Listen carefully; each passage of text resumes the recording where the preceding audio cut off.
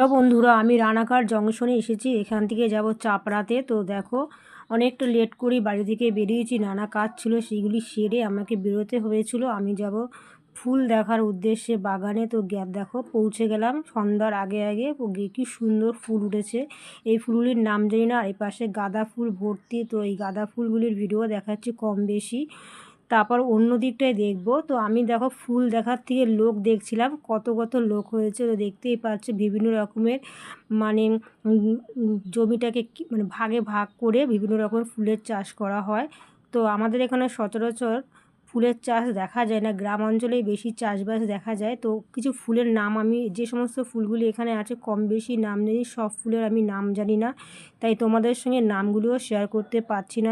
দেখতেই পাচ্ছ এখানে এই ফুলগুলি কত সুন্দর দেখতে, কিন্তু আমার নাম জানা নেই।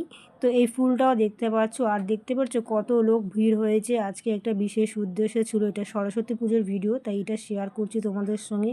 হলুদ ফুলগুলিরও কী আছে নাম আমি সঠিক জানি না। তো পাশেই আছে রজনী ফুলের চাষ। তো রজনী ফুলের চাষে দেখো ওই ভাইটা ভেঙে ভেঙে বিক্রি করছে, যে যেটা নেবে সে সেরকমভাবেই। তো আমি একটু দাঁড়িয়ে দেখলাম যে কীরকম নেবে, বাট আমার বাড়িতে অত দূর থেকে আনাটা সম্ভব না। তো আজকের মতন ভিডিও এখানে শেষ করলাম, আসবো অন্য কোনো ভিডিওটা।